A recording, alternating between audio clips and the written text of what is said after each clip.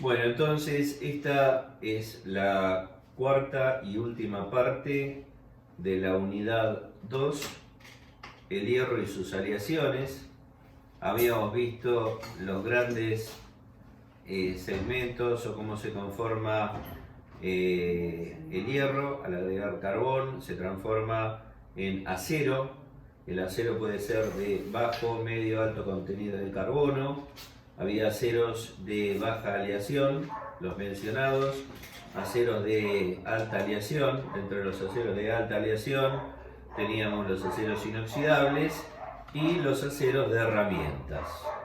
Bueno, para los aceros de herramientas son, aparte de entrar en solución, la base de hierro con el carbono, se utilizan otros materiales. ¿Cuáles son?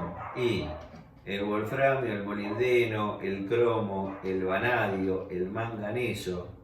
Cada uno de ellos, aparte de líneas generales, siempre añadir dureza extra, en función de entrar en solución, pero también en función de, con el carburo, al igual que se producía con el hierro, carburo de hierro que le daba dureza extra, el wolframio, el molibdeno y el vanadio también forman sustancias químicas en la combinación y forman precipitados duros, con lo cual se le da también dureza extra. ¿Sí? Los aceros de herramientas, justamente, o también en algunos casos llamados aceros rápidos, presentan alta resistencia y dureza máxima. ¿Por qué? Porque lo estamos empleando para cortar, mecanizar o dar formas varias a otros materiales. Entonces, las cualidades o las prestaciones tienen que ser más altas en los aceros de herramienta que en el material o que está cortando, que le está dando forma. También presentan una gran ventaja, los aceros rápidos, que es una gran dureza en caliente. En general, habíamos dicho que al aumentar la temperatura, lo que pasaba era que los aceros en general perdían dureza. Bueno, en estos no la pierden, sino que la mantienen trabajando en caliente. ¿Y por qué es esto? Porque los aceros justamente de corte de herramienta, por un proceso de fricción entre material y material, no deben perder la dureza cuando se generan altas temperaturas, porque en general las piezas las mecanizamos a gran velocidad que forma gran fricción y alta temperatura. Acá vemos una tabla en general de lo que son las aleaciones para algunos aceros de herramientas comunes. Pasamos a hablar entonces ahora de otro gran sector dentro de el hierro y sus aleaciones, que es toda la parte de fundiciones. Son aleaciones férreas con un contenido de carbono superior al 2%. ¿Sí? En general, los aceros comerciales van entre un 2 a un 4,5%. Suelen añadirse otros elementos de adición, o sea, en la fundición generalmente no vamos a estar hablando de sistemas binarios, carbono-hierro, alto contenido de carbono, sino también que vamos a tener otros elementos incorporados en la solución o en la aleación. Si observamos el diagrama de fases, el mismo de hierro-carbono, vamos a ver que las fundiciones tienen su temperatura de fusión entre 1150 y 1300 grados, considerablemente más bajas que los aceros. Por este motivo funden fácilmente y se moldean con facilidad. Esta es una de las grandes desventajas que tiene. En general diremos que las fundiciones son frágiles y que el moldeo es la técnica de conformación más conveniente. Vamos a las propiedades de las fundiciones. Son más fáciles de maquinar que los aceros.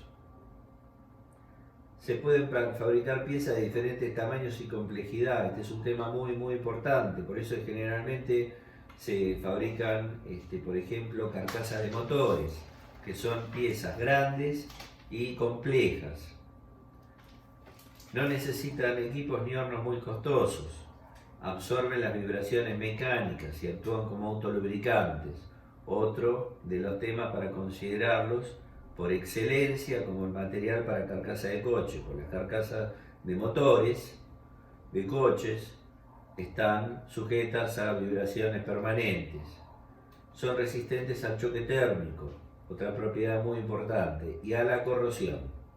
Son relativamente duras y tienen muy buena resistencia al desgaste. Estas son todas las propiedades. En general, las fundiciones, como tienen un alto contenido en carbono, son en general duras y frágiles, por lo que no pueden conformarse por forja, laminación o extrusión, sino que las piezas directamente salen por moldeo. De nuevo, gran versatilidad en tamaños y complejidad de piezas. Acá tenemos el diagrama de carbono, que ya lo hemos visto, en la composición sobre el eje X, entre un 3, un 2, un 2,5, 3 y un 4,5, tenemos toda la composición de fundiciones comerciales. A la derecha vemos el gráfico, las aleaciones férreas en general, con su estandarización en aceros y fundiciones. Dentro de las fundiciones hay varios tipos de fundiciones: la blanca, gris, dúctil, maleable, atruchada. Nosotros solamente vamos a ver las más importantes, que son la blanca y la gris. La fundición blanca es fundición de hierro, en donde todo el carbono no disuelto, siempre acuérdense que una parte del carbono se disuelve en la estructura, el resto del carbono está conformando carburo de hierro, reacciona con el átomo de hierro, se produce un precipitado sólido, cementita.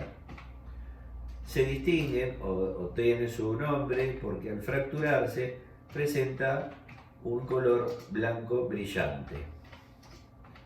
Va a ser menos fluida que la fundición gris y presenta algo de contracción. Esta es otra de las ventajas que nosotros tenemos en las fundiciones en general.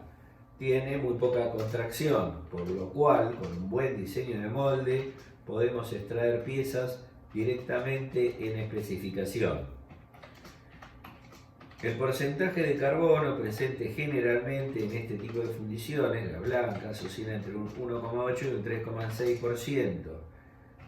También se le suele agregar silicio, manganeso, fósforo y azufre. Utilización: carcasa de motores, bombas y tuberías. La fundición gris es uno de los materiales más empleados. Cuando se quiebra una fundición gris, presenta una apariencia grisácea, de ahí su nombre. Estas aleaciones contienen en general más del 2% de carbono y tienen también agregado de silicio, manganeso, fósforo y azufre. La característica distintiva de las fundiciones grises es que, igual que las blancas, tenemos carbono en solución, tenemos carbono en cementita, pero acá en esta también parte del carbono se encuentra como grafito puro, como hojuelas de grafito puro. De ahí el nombre de fundición gris. Esto le da un grado de dureza diferencial. Se le agrega silicio como estabilizador del grafito, a diferencia de la fundición blanca. Originalmente, los grandes usos de la fundición gris era uso en cañones, también tiene usos en tubería. En general, como la totalidad de las fundiciones, presenta buena maquinabilidad, alta resiliencia, alta fluidez en la colada, baja resistencia a la tracción y ductilidad. Pasamos a hablar ahora de los tratamientos térmicos que se le realizan a los aceros en general.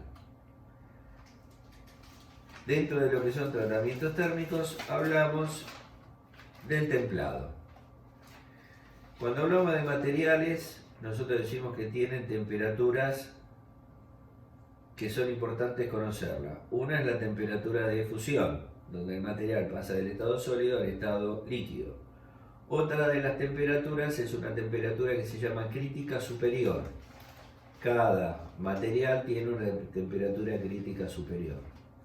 Si sobre esta temperatura crítica superior le sumamos de 30 a 50 grados, llegamos a lo que se llama una temperatura de templado.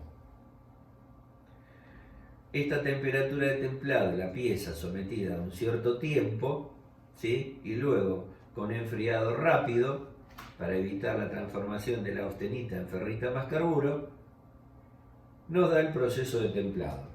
Finalmente, el proceso de templado, ¿qué es lo que buscamos? Buscamos en el material que se forme una fase neta estable, que ya la vimos, que es la fase de martensita, que tiene una estructura propia, tetragonal de cuerpo centrado, BCT. Alta dureza, es extremadamente frágil. El templado, en definitiva, ¿qué persigue?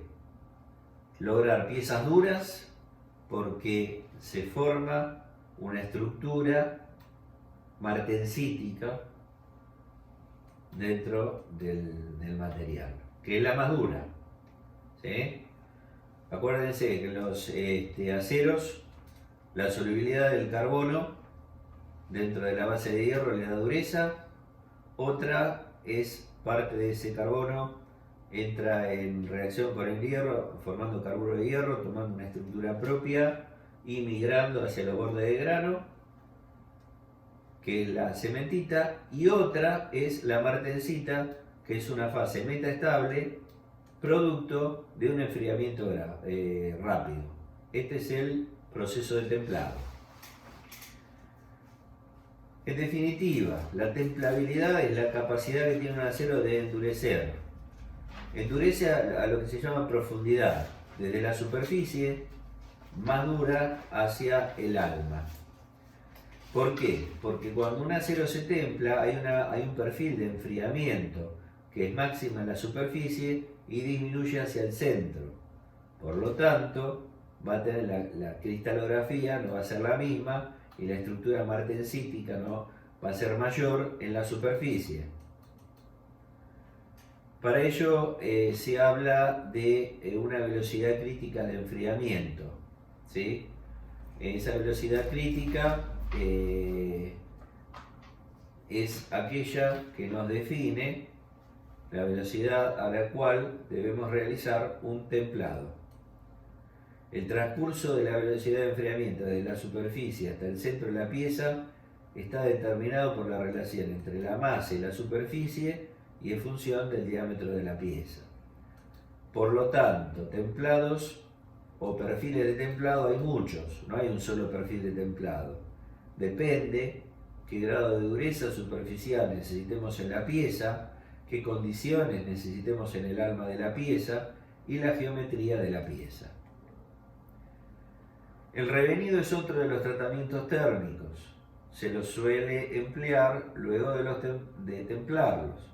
El proceso de templado, generalmente los materiales quedan excesivamente duros y frágiles. Con un revenido se corrigen estos inconvenientes. Se distiende el material a costa de ¿qué? De disminuir su dureza, su resistencia mecánica y su límite elástico. Pero se consigue ¿qué? Mejorar la tenacidad de las piezas. El revenido consiste en calentar el acero a una temperatura más baja que su temperatura crítica inferior. Así como hablamos que cada material tiene una temperatura crítica superior, también tiene una temperatura crítica inferior. Muy importante para conocer para cada material. En función de eso se hacen los perfiles de revenido, que al igual de temple, no hay un solo perfil de revenido, sino que hay muchísimos. En general, el enfriamiento es lento. Se denomina enfriamiento al aire lento, aunque algunos tipos de acero se enfrían en agua o en aceite. El recocido, diremos entonces, que es un tratamiento técnico que se aplica a los aceros de medio y alto carbono, al igual que el temple. No tiene sentido aplicar un temple o un recocido a aceros de bajo contenido de carbono. ¿Para qué? Para mejorar sus propiedades físicas, obtener una estructura de equilibrio, mejorar la maquinabilidad, aumentar la ductilidad.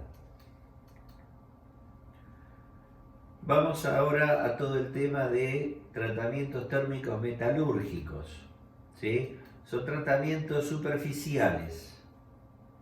Las piezas en general se endurecen al calentarlas con compuestos de carbono, cianuro o nitrógeno. Si es con carbono, la pieza se calienta manteniéndola rodeada de carbón vegetal, coque o gases de carbono, tratando de formar en la superficie el carburo de hierro cementita, que es lo que le da dureza. En el proceso de cianurización se introduce el metal en un baño de sales de cianuro, también la pieza calentada, logrando así también el endurecimiento por medio de la cianurización. La nitrurización también es un proceso para aumentar la dureza en la superficie y se realiza mediante calentamiento en amonio gaseoso. La nitrurización ahora la vamos a ver cómo sería un equipo de nitrurización y en qué consiste. Es el paso de una corriente eléctrica a través de nitrógeno en estado gaseoso. Se producen iones positivos de nitrógeno que golpean con el hierro, formando el nitruro de hierro, que es la sustancia o la especie química, porque tiene reacción química, que le da la dureza extra. El diagrama es generar un sistema de plasma, ¿sí? La pieza de acero se coloca sobre un portamuestra, es una cámara que va con vacío, se inyecta un flujo de gases de nitrógeno e hidrógeno, ¿sí? Luego se conecta el polo negativo de una fuente eléctrica y lo que se hace es justamente formar un plasma. Finalmente, ¿qué obtenemos? En la superficie, el nitrógeno reaccionando rápidamente con el hierro, dando nitruro de hierro que le da la dureza extra. Este es un equipo de nitrurización iónica estándar. Son procesos más complejos que los de cementación y cianurización. Y aquí termina toda la unidad de aceros.